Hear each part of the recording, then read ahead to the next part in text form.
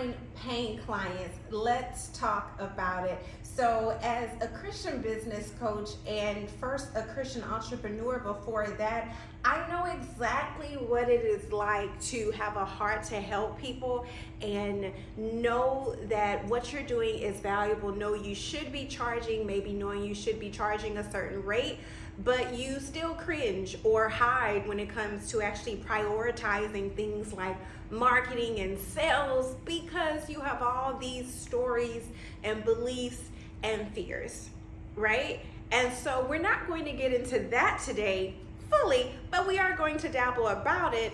And of course, we're going to cover how you can find clients, and not just clients, because we both probably know what it's like to work for free, but how you can find paying clients. So let's get into it. The first thing we need to talk about is the roadblock, right? I would not be a good coach, right? I would just be a strategist if I didn't help you get over the roadblock. Because the truth is, if I offered you $1,000 in cash right now, you could probably think of at least 3 to 5 things you could do today to get closer to getting a new client or to find one today.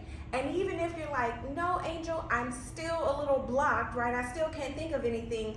What if I asked you, if I told you your best friend is thinking about starting a business, but she doesn't know where to get started? The chances are high that there are a few ideas that would pop into your mind. Why is that? Why will your brain work for others or when more properly motivated than when you're just trying to build your business in a day-to-day life? Once again, that's a deeper dive than we have time for today. What I will tell you though is that if you want to find paying clients, a strategy alone, which I am going to tell you like ways of actions you can take to find a paying client, a strategy alone is not going to help. Me just telling you actions to do or tasks to do, it's not going to help, because if you're not finding them now, the issue is probably a little bit deeper than just knowing what to do. So I want you to really think about and even ask God, what is your roadblock? What is stopping you, right? Is it fear of showing up online, on camera, like I am right now? Are you afraid of how people are going to perceive you? What people are going to think? Do you not like the sound of your own voice? Do you not like how you look, right? Do you not feel good enough to sell what you're selling? Do you still feel underqualified, right? Have you gotten all the certifications and this degrees, but you don't feel good enough? Do you not feel worthy of more? What is it, right? So identify that and be willing to challenge it. Because whatever your roadblock is, I want to assure you, it can be removed. It really, really can. And once you remove it, now we can get into the strategy of how to find paying clients. So the first is really to expand your network, right? Expand the people that you know. So ask yourself, what are some ways that you are willing to do, because it's going to keep coming down to what you're willing to do, and it may require you, it's probably going to require you to leave your comfort zone.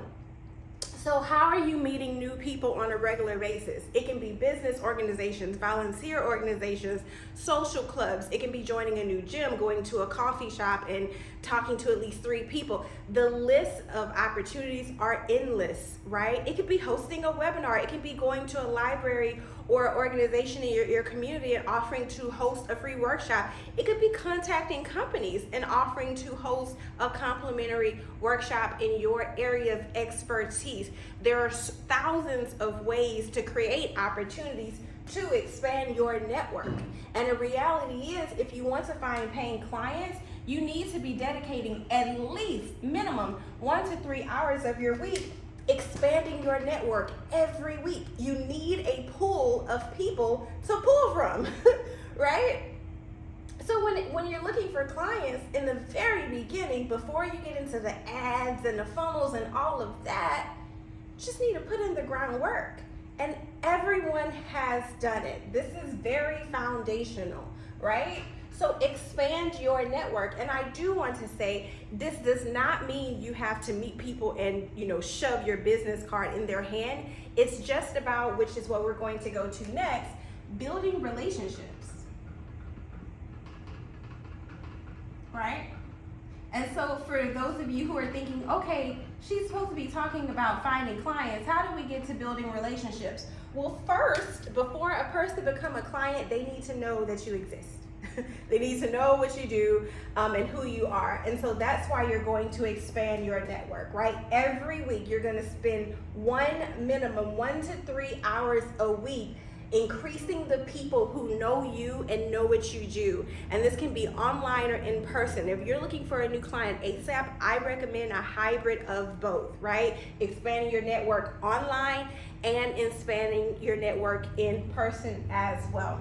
Then you're going to build the relationships, right? And this can be done very quickly. This can be done in a conversation. One of the fastest clients I ever had, I had only known her 20 minutes. I went to a networking event, didn't really know anyone there, was talking to her, was really excited about a trip because in my business, we do luxury retreats, right? So I was talking to her about the trips I had coming up, and I'm just excited. And she, like less than knowing her 30 minutes, she PayPal'd me $5,500 to sign up for the program, right? So I expanded my network by showing up to this event, and it was very casual. It was at like not a coffee shop, but they sell like coffee and like nutrition shakes and stuff like that. So I expanded my network by showing up, and 30 minutes later, I had built a relationship just in one conversation, told her about the program, right? And it wasn't me trying to convince her to sign up. She was like, what do you have going on? And I told her about the retreats because I was excited. She asked a few questions, so it was very natural, right? Nothing I'm telling you is sleazy or out of integrity. It's all very natural, right? So you want to build relationships, and then after that, you want to create opportunities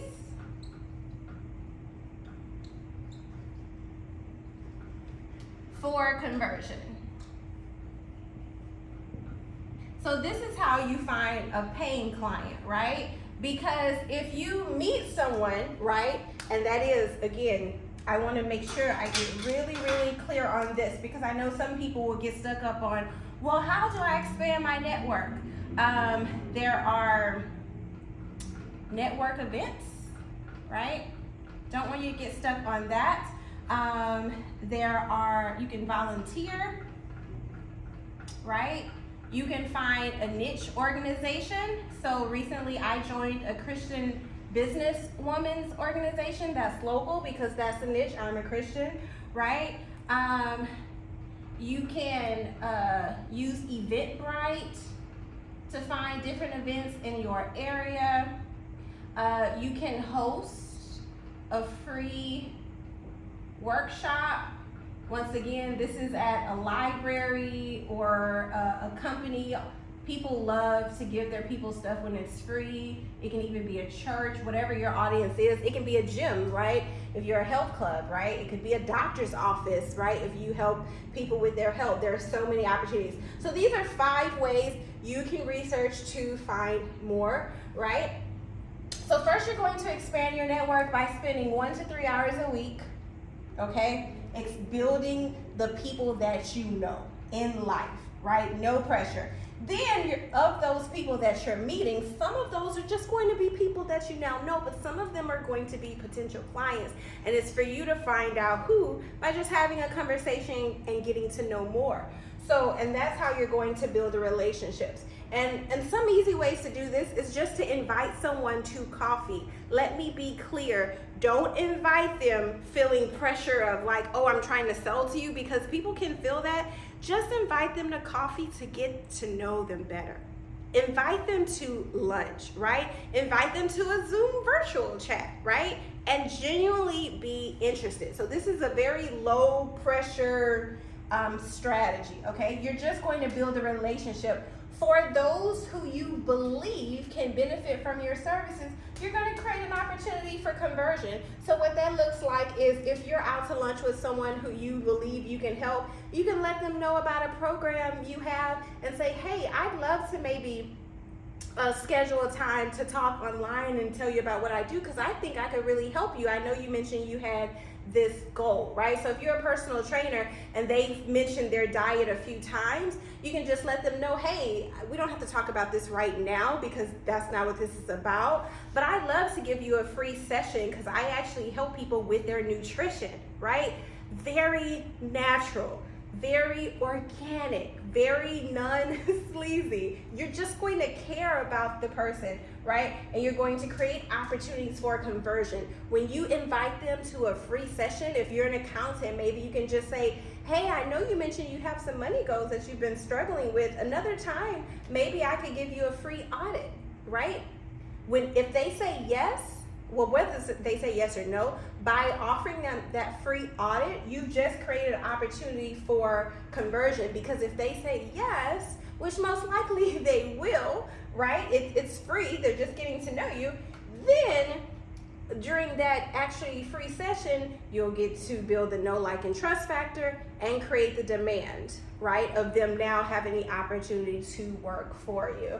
So it doesn't have to be as hard as it can feel. We can make it so, especially as women, we can make it so big in our heads of, I just don't know what to do and I don't know where to start and what I'm doing isn't working. Are you doing all three of these things? Maybe you're creating opportunities for conversion, but you're not building the relationship, right? And that's really just being a genuine person and letting people in and also getting to know them, right? Maybe you build relationships, but you only do it once a year, right? Maybe you're not spending time on a weekly basis expanding your network. And maybe you're doing both of these and not creating opportunities for conversion. If you would do all three of these things, you will be able to find a paying client. Thanks for watching.